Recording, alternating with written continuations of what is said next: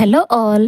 చిట్టి and team కలిసి మామిడి తోటలో ఎలాంటి రహస్యాన్ని ఛేదించారు అనే స్టోరీలోకి వెళ్ళిపోయే ముందు వెల్కమ్ టు మై ఛానల్ లోజీ స్టోరీ టెల్లింగ్. చిట్టి, బాబ్జీ, సరస్వతి అక్క మరియు రోబో రవి వేసవి సెలవుల్లో చిట్టి బామ్మ ఇంటికి వెళ్తారు. ఆ ఇంటి పక్కనే ఉన్న పెద్ద మామిడి తోట అందరికీ చాలా ఇష్టం.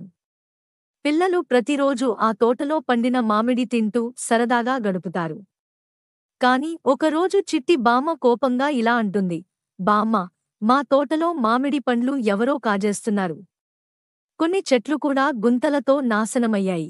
ఎవరో తోటను పాడు చేస్తున్నారు. అది విన్న చిట్టి వెంటనే ఈ కేసును తన బృందంతో కలిసి ఛేదించాలని నిర్ణయిస్తుంది. ఇది మామిడి దొంగ పని అని ఆలోచిస్తూ తోటను గమనించే పని మొదలు పెడతారు. చిట్టి బృందం ప్రతి రాత్రి తోటలో పహారా కాయడం మొదలు పెడుతుంది. రోబో రవి తన సెన్సార్లతో ఆహారపు వాసనలు గమనించి రహస్యంగా స్కాన్ చేస్తాడు. ఒక రాత్రి రవి చెట్టు వెనుక ఏమనిపించడాన్ని చూసి అలర్ట్ చేస్తాడు. బాబ్జీ, ఏమిటో, అది ఏదో ఆడుతున్న నీడలా కనిపిస్తోంది. చిట్టి ఒక టార్చ్ వెలిగించి చూస్తుంది. కాని ఆ నీడ ఒక్కసారిగా అదృశ్యమవుతుంది. వారు వల వేస్తారు. చెట్ల దగ్గర పండ్లు పెట్టి దొంగను పట్టుకోవాలని ప్రయత్నిస్తారు. కాని అది ఒక చిన్న నక్క. సరస్వతి అక్క నవ్వుతూ అంటుంది, అది మామిడి దొంగ కాదయ్యా, అది కేవలం తినడానికి వచ్చిన నక్క.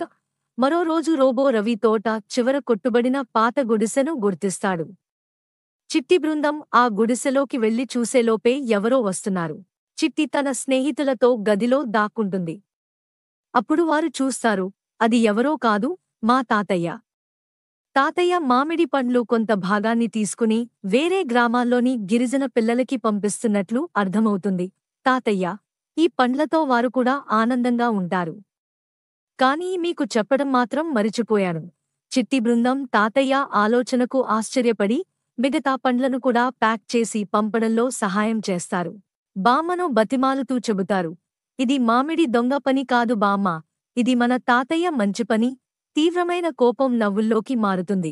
అందరూ కలిసి పండ్లు తింటూ నవ్వుకుంటూ సాయంత్రాన్ని గడుపుతారు. మామిడి తోటలో మిస్టరీ ఈ విధంగా ఛేదించారు. ఇదేనండి ఈరోజు షార్ట్ స్టోరీ. నచ్చితే లైక్ చేయండి, షేర్ చేయండి, సబ్స్క్రైబ్ చేసుకోండి. Thank you all.